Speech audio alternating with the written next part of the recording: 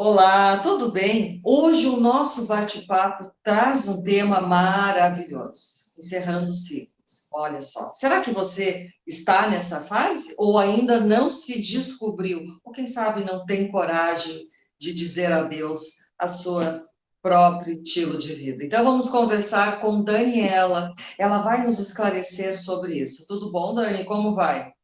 Oi, Rosane, que prazer estar aqui com você hoje. Tudo ótimo. Mas então, como é que funciona isso? Por que que é tão difícil encerrar um ciclo? Eu noto isso, pelo menos.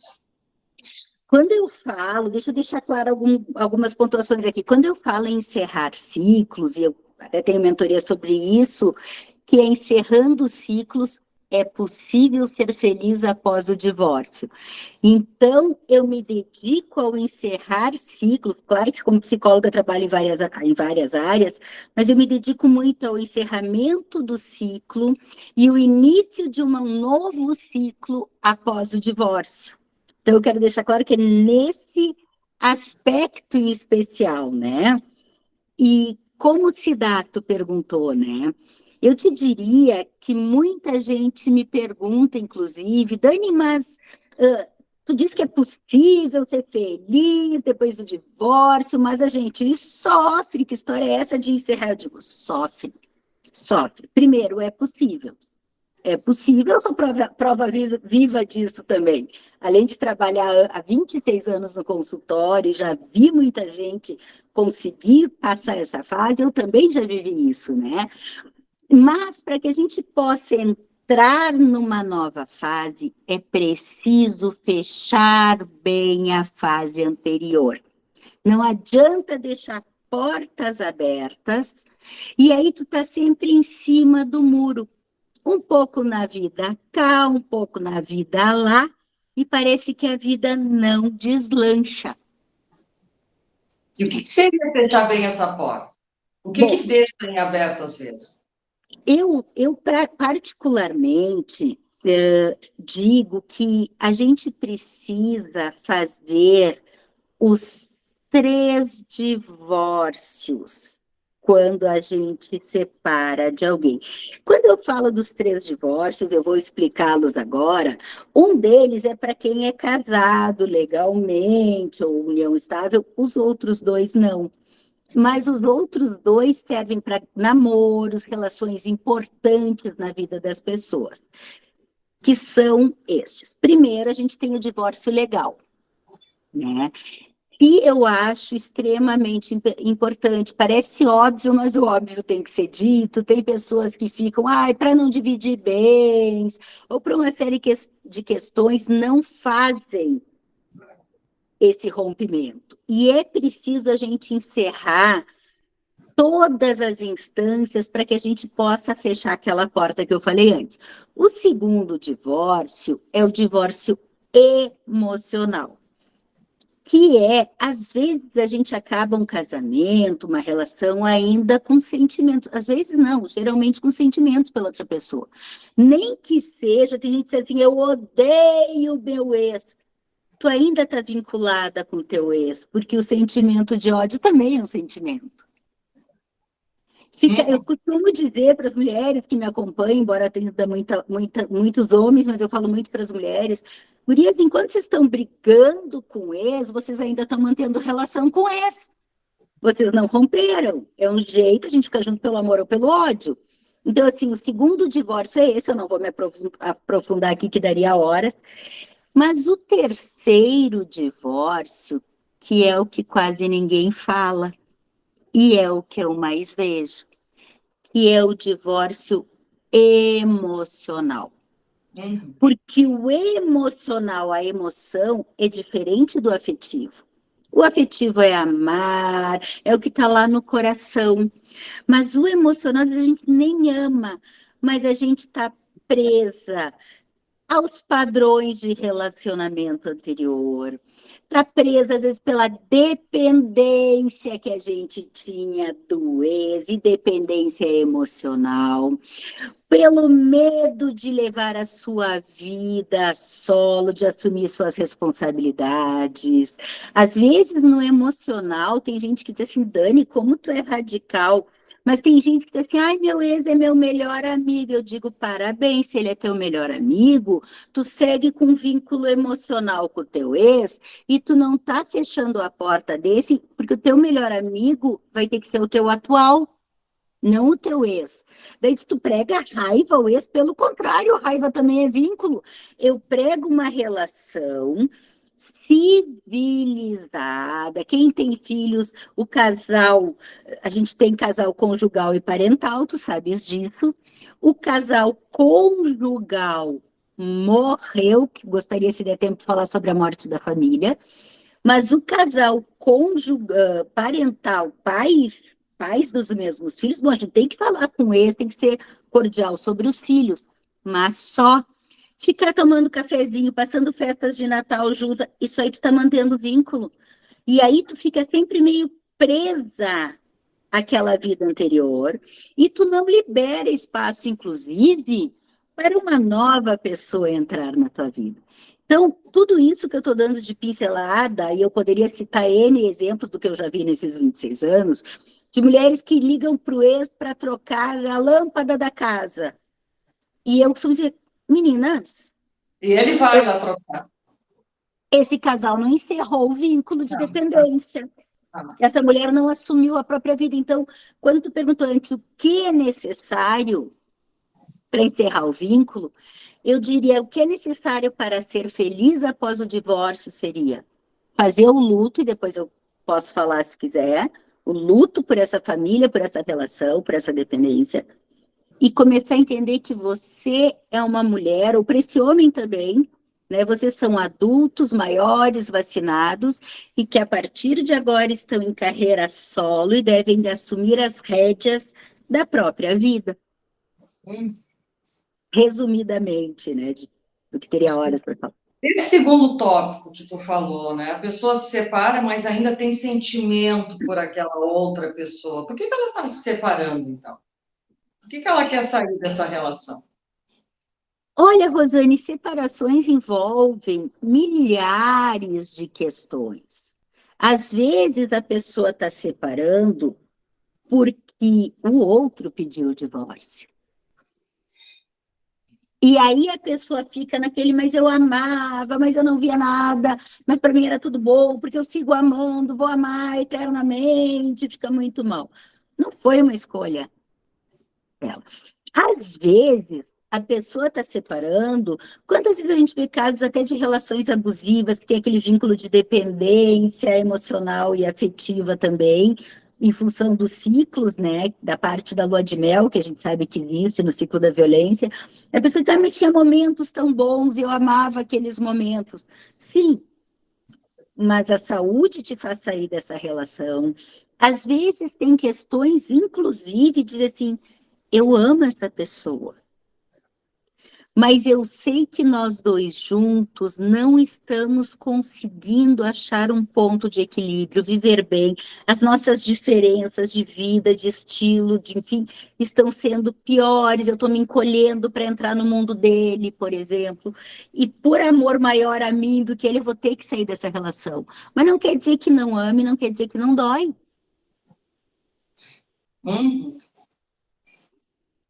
E como é que identifica isso? Como que a pessoa pode identificar se ela gosta mesmo dessa outra pessoa, se ela está ligada com essa pessoa? E como romper isso? Aí é que não dá mais. eu acho, e aí tu está falando no antes da separação, eu acho que o principal é a pessoa olhar como está vivendo, se está por inteira, se está se encolhendo, eu acho isso um sinal muito grande, assim, eu estou deixando de ser eu na presença do outro. Né? Se tem, eu assisti, é claro, a tua entrevista com a Marcinha, com a Márcia Villarroel, né, anterior, e eu achei muito bonito, ela falou do dar também, né? Desse equilíbrio, a gente recebe numa relação, a gente dá numa relação, e daqui a pouco não é uma matemática, cada um tem um momento, mas tem relações que tu percebe assim, ó, que tu tá te esvaindo, que tu tá te dedicando e que tu não sente uma reciprocidade, não numérica, mas em sentir assim, o outro também torce por mim, o outro também vibra por mim, ou só eu estou a serviço do outro. Fora questões outras de violência ou coisa assim.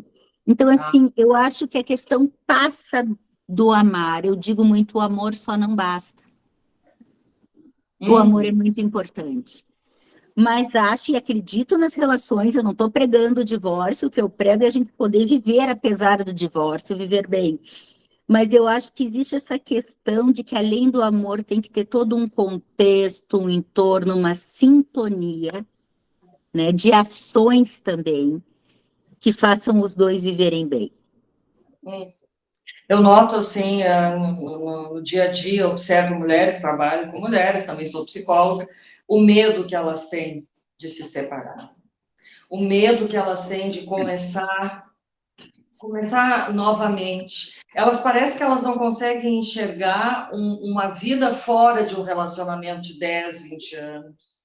Exato. Elas têm receio, elas estão perdidas de si mesmas nesse relacionamento, elas já não se reconhecem mais, porque a rotina vai desgastando, é aquela coisa que tu tem que fazer uma força sobre-humana para manter tudo aquilo, mas não adianta.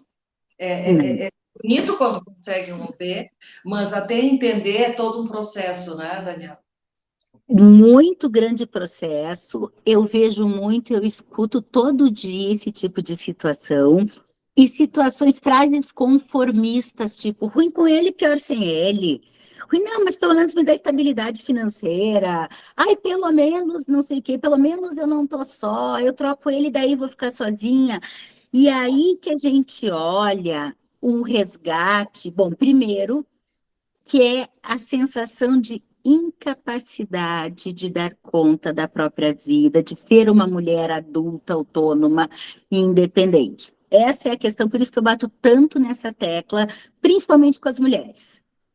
Porque elas têm toda uma questão sociocultural de que a mulher não vai dar conta sozinha. A outra coisa é que eu acho que passa para além do medo do ficar só, né? Que aquilo eu vou ficar sozinha.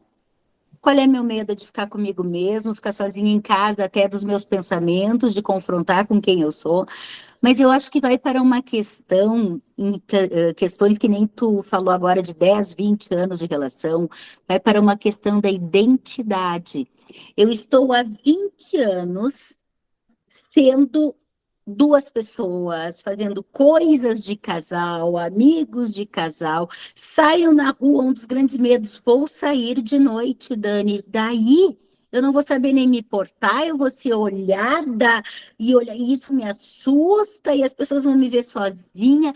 Então, e tem mulheres, inclusive, nisso, se eu me alongar, tu me corta, que eu ouvi, eu lembro de uma pessoa que me disse, não foi no consultório, posso falar, que disse assim, Dani, eu estava há tantos anos casada e eu fui me esvaziando de mim. Eu vivia em função de marido e filhos, que quando eu fui a primeira vez no mercado, pós-separação, os filhos já grandes, e eu ia pegar as coisas para comprar, e eu parava e pensava, mas o que que eu vou comprar? Eu não sei do que eu gosto. Eu nem comprava mais no mercado as coisas que eu gostasse. Eu comprava o que o meu marido gosta, o que meus filhos gostam. Eu me perdi de mim. E quem eu sou agora? E o que que eu vou fazer agora? Então, eu acho que o buraco é mais embaixo, passa por essa identidade, por esse esvaziamento que as pessoas às vezes deixam acontecer, que é um dado mais grave, e o menos, o normal é uma identidade de casal que vai ter que ser rompida também, e tu vai ter que voltar a assumir uma identidade individual, e isso é assustador, eu entendo. Hum. Como é que tu começa esse processo com essa mulher? Como é que tu vai direcionando? Muito bem. Se alguém chega até mim, já Primeiro, se chega pré-separação, tem gente que vem, advogados me mandam, inclusive, bastante pacientes, né? Diz, Dani, eu vim aqui porque eu quero separar. Primeira coisa, eu quero deixar claro, eu digo, para tudo. Se quer começar a terapia comigo, ninguém está separando. A menos em caso de violência, que eu já vi muito bom, é questão de saúde. Por quê? Eu sempre digo o seguinte: vamos ver se não tem um resgate, vamos entender o que está acontecendo, se é uma crise passageira, porque, como eu disse, eu não prego separação.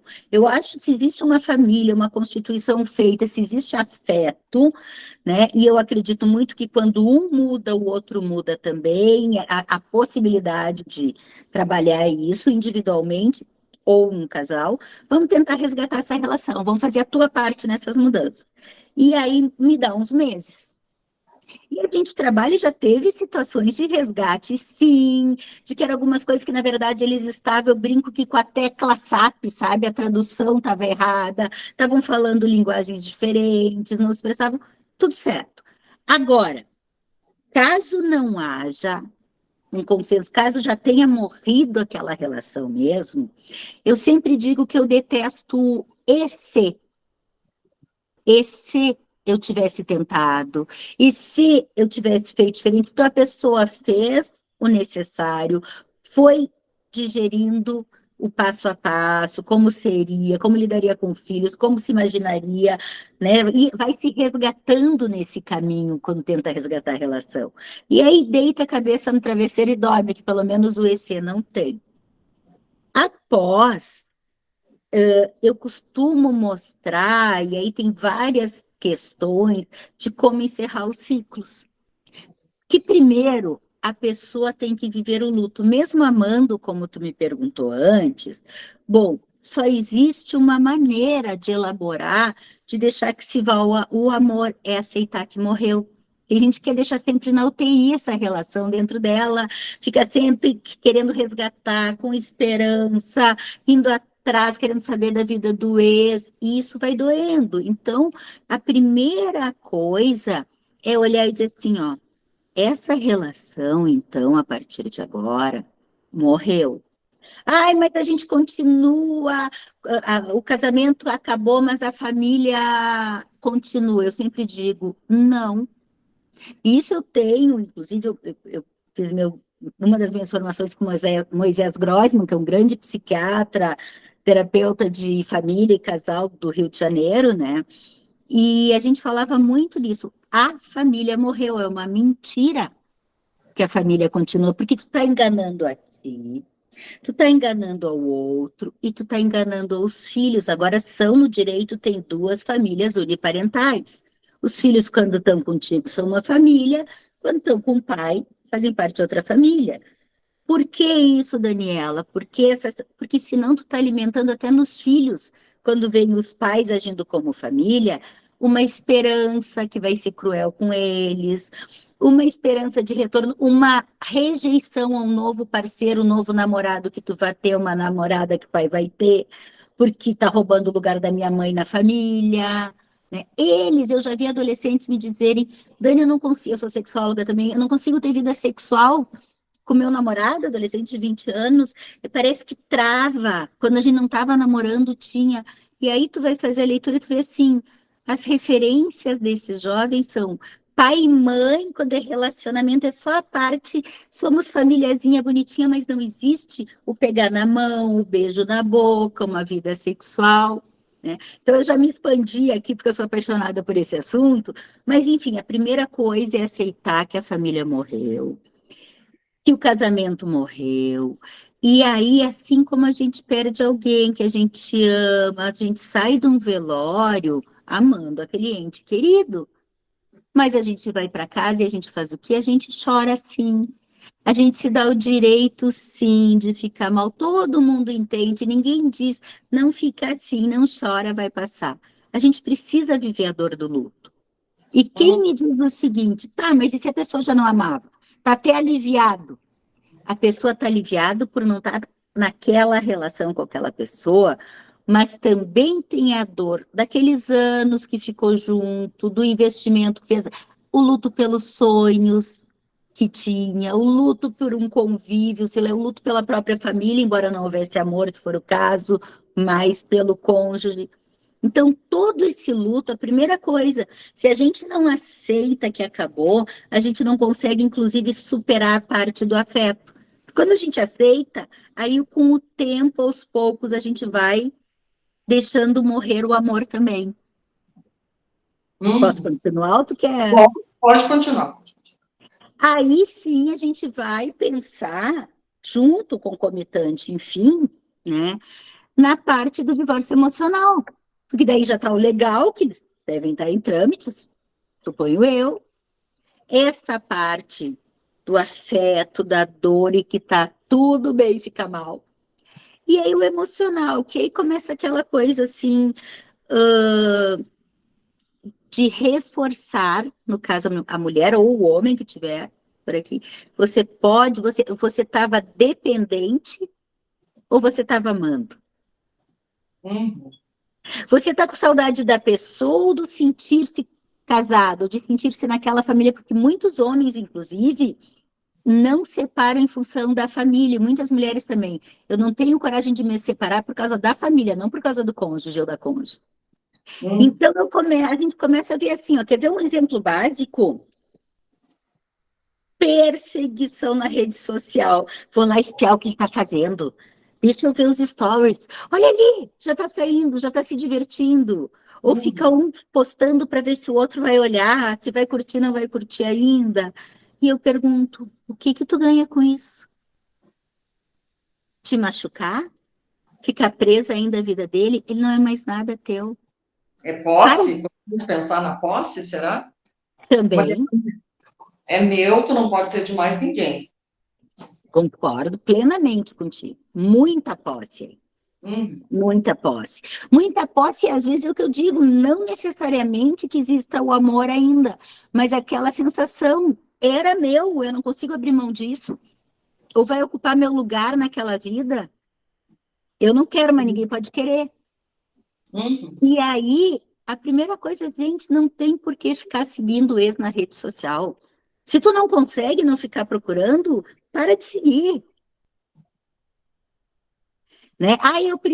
Eu brinco também com as mulheres, eu preciso, meu carro tem que trocar pneu, vou ligar para o ex fazer isso para mim, e daí tem muito ex que vai, porque também precisa se sentir importante ainda, a posse, sou útil na vida dessa pessoa, e eu digo, gurias, eu tenho um mecânico de confiança no meu celular, eu tenho eletricista, e isso quando eu não posso fazer eu mesma alguma coisa, trocar uma lâmpada, por que que vocês precisam de alguém para fazer? Vocês querem o quê? Um cuidador ou querem um marido? Marido de aluguel, sabe aqueles que vêm e fazem tudo em casa? É moderníssimo isso.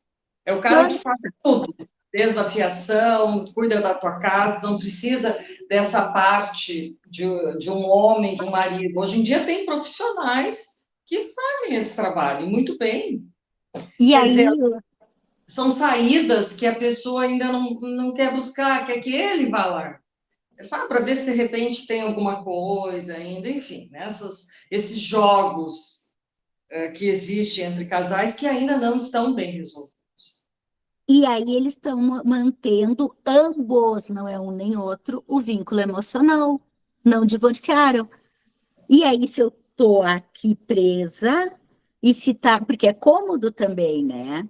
É cômodo. E aí eu posso ser um pouquinho polêmica, Rosane, porque assim, ó, mas eu tô triste. Mas claro que a gente tá triste, eu acabei de dizer que sim. Mas se tu não fizer movimento, se tu ficar, eu digo, chorando no cantinho pelo que acabou o resto da vida, porque uma coisa é o período do luto. Mas esse luto não pode passar de alguns meses e tu ficar o resto da vida te vitimizando. Mas ele fazia tudo, mas ele arrumava as coisas, por que que não estou mais lá? Por que que eu não usufruo? E milhares de coisas. Aí tu vai ficar ainda presa e tu não vai achar alternativas para que tu possa te refazer, ver tuas possibilidades, achar lá o marido de aluguel, se for o caso, e inclusive tu não abre espaço para uma nova relação. E quando eu falo, hoje eu até postei, eu tenho um grupo no WhatsApp para mulheres pós-separação, grupo gratuito, é só linkar e entrar.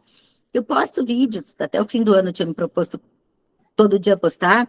E ontem eu botei, quando eu prego, que eu digo para elas, às vezes eu estou assando churrasco na minha casa, para as minhas filhas, e eu boto, ó, sua mulher quer assar seu próprio churrasco, ou seja, não preciso ficar sem ter meu churrasco, porque não tem quem faça, ou ficar, ai, ai, ai, coitadinho, entende? Quando eu digo isso, pensem comigo, eu não estou falando de ser uma mulher que atropela os homens, que entra em competição, que não vai ser feminina, não é isso. O que eu quero dizer é que vocês podem ativar os recursos de vocês para cuidarem de vocês mesmas, para não precisar ter alguém. Porque quando a gente precisa ter alguém, por carência, medo da solidão, não sentir-se competente, a gente aceita qualquer alguém e tudo vai se repetir. Agora, se tu tá suficientemente bem, tu pode querer ter alguém, mas não qualquer alguém. E aí tu vais escolher melhor, com o cérebro e com o coração, e não se botar em qualquer buraco, às vezes, de relacionamento para não estar sozinha. E aí eu disse hoje para elas, gurias, se tu tá com alguém, se tem alguém que faça o churrasco para mim, eu não vou dizer não, porque eu faço. Não, eu vou dizer, ai, que coisa bem boa, que tem quem cuide também de mim num sentido, eu vou cuidar de outro. Não é uma competição, mas é sim eu fico instigando para que primeiro achem seus recursos, primeiro encerrem bem aquele ciclo, primeiro se independizem emocionalmente também, para que depois possam escolher quando, como e que tipo de alguém vai fazer bem para elas ou para eles. Eu acho que isso é muito importante. Eu acho que depois que a pessoa se separa, ela tem que tirar um ano sabático para fazer uma avaliação, para entrar num processo de autoconhecimento, para resgatar sua autoestima, para olhar para si mesma de uma forma diferente, resgatar muitas coisas que foram perdidas nessa relação, e que só mesmo ela vai poder fazer esse tipo de trabalho para ver se realmente, será que eu estou pronta para me relacionar com alguém ou ainda estou carente? Não entra numa relação se tu ainda está carente. A Perfeito. carência é sinônimo de entrar num relacionamento nocivo, digamos assim. É perigoso. Eu acho que daí a mulher está correndo esse risco. Não sei o que tu pensa, Daniela. Eu concordo contigo plenamente, mais do que isso. Não é apenas a Daniela dizendo, se tu procurares na bibliografia, né, das relações conjugais e do divórcio, a sugestão é de 1 a 3 anos sem um novo relacionamento após um divórcio. Por quê? Aí algumas vezes, mas sem nem ficar com ninguém, nenhum contatinho. Eu digo, não, contatinho é uma coisa, tá tudo certo, faz o que pode ter uma experimentação, mas assim, ó, não sai correndo, sair de um corro para outro. Por quê? Primeiro, isso é a fase do autoconhecimento. Segundo, a gente, numa relação, tem um tipo de dinâmica com aquela pessoa, naquele relacionamento, um tipo de postura, um tipo de acordo, de contrato relacional ali. E quando a gente sai, né, a gente sai contaminada ainda com aquela relação. E aí, se a gente não dá esse tempo, e eu falei antes da identidade, inclusive, né? A gente sai meio identidade conjugal, então, até tu saber a tua identidade individual, saber bem quem tu é hoje. Ai, comecei há 20 anos atrás, eu tinha 20, hoje eu tenho 40. Tu não é mais a mesma pessoa e não seria, mesmo se estivesse solteira esse tempo todo. Até tu te descontaminar disso, não levar os vícios dessa relação para uma próxima, daí tu te encontrar contigo, refazer a tua identidade ou fazer essa individual, isso leva um tempo. Sem falar do processo do luto que eu falei antes, que assim como tem os 5 passos, né, do luto quando morre alguém, a mesma coisa tem os 5 passos do luto na separação, que é negação, raiva, barganha, depressão e resolução. Então, é a mesma coisa, porque morreu uma relação, que é uma entidade terceira, tem uma pessoa, outra pessoa, e a relação seria a terceira entidade aí. Então, a gente precisa, sim, deste tempo para deixar para trás, se refazer E aí tá inteirona para começar um novo processo, inclusive daí sem dependência, porque se eu era dependente lá, a tendência é eu ser dependente, achar alguém do qual me torne dependente de novo. Se eu sou frágil, inclusive para as mulheres que já tiveram relacionamentos abusivos, olha só, eu costumo dizer uma frase que às vezes choca. Eu digo que abusadores morrem de preguiça de gente forte e bem resolvida. Tu vê que interessante, muito boa essa frase. Aham. Tu, como psicóloga, entendeu o que eu quero dizer, mas deixa eu explicar para os outros. É que o abusador vem nas fragilidades de uma pessoa e é ali que ele se conecta. Ele pega a tua carência, e daí ele vai te suprir, suprir, suprir, ele vai cerceando. Então, se tu tá bem forte, bem resolvido, ele tenta te cercear, ele vai tentar, eles tentam te isolar das tuas pessoas importantes, família, amigo, dominar a tua vida. Se tu tá bem resolvida, tu não te deixa dominar. Com Tu não vai certeza. mais deixar de ser tu. E aí, esse cara vai bater numa parede, porque não vai conseguir te atingir, vai desistir. Então, já é um filtro natural para uma relação mais saudável.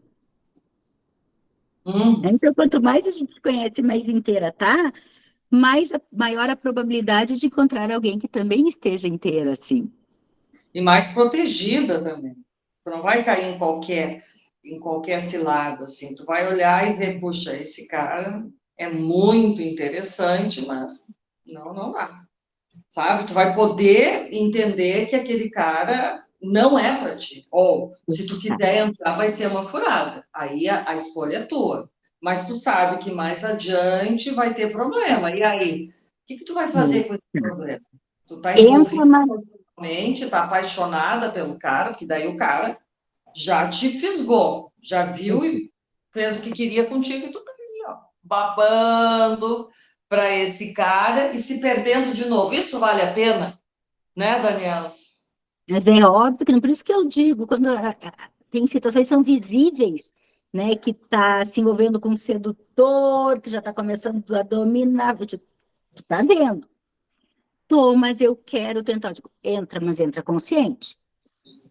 Isso eu falo em consultório, falo, pode ser para amigas, o que for, sabe? Quer entrar, não tem como frear, né? Mas tu tem que estar consciente, tu tem que saber onde é que tu está te metendo. Entra consciente, porque tu sabe que mais. A gente sabe as etapas, a gente conhece, né? Então, tu pelo Exatamente. menos tu alerta a pessoa. Aí vai depender dela. Mas, Dani, assim, ó, muito interessante, adorei esse nosso bate-papo. E o que que tu acha que faltou, assim, para encerrar, para deixar de dica para essa mulher que está ali naquele casamento, mas que não é feliz e ela não consegue deslumbrar uma vida sem essa relação? Eu falaria, se ela não é feliz, que ela olhasse bem. Primeiro, o que está adoecido nessa relação? Para ver se tem como fazer movimentos, né, de mudar essa dinâmica. Se ela decidir depois que olhar bem, de que não está feliz, mas não consegue sair, que ela veja bem o preço que está sendo pago, o preço da vida, o preço da saúde dela para estar nessa relação. E terceiro, que é o que a gente não falou, que é assim, às vezes medirem sobre filhos. É óbvio que separação é uma marca para os filhos, como tudo que a gente vive na vida deixa marcas. Mas e milhares de pesquisas já comprovam que filhos que vivem relações de briga, de violência, de discussões, são mais prejudicados do que filhos que passaram por um divórcio, mas tiveram dois pais que ficaram bem. Então, isso que eu quero dizer assim, olhem bem para onde vocês estão, como está a vida de vocês, que exemplo até como mulheres vocês estão dando para um filho, para uma filha mulher, que tem que se submeter a tudo para estar numa relação, né? E quero dizer que a vida após o divórcio dói, é um processo, mas na hora que vocês resgatarem as forças individuais de cada uma, olha o que você tem de melhor, olha o que você pode ter de bom aí, reforça isso, investe nisso, que naturalmente o resto vai vindo com Olha o que tempo. maravilha. Muito legal, Daniela. Muito obrigada por essa oportunidade de esclarecer e incentivar as mulheres a fazerem uma avaliação do que elas estão vivendo neste casamento. Obrigada. Imagina, eu que agradeço a oportunidade de estar aqui, foi ótima a conversa, muito obrigada.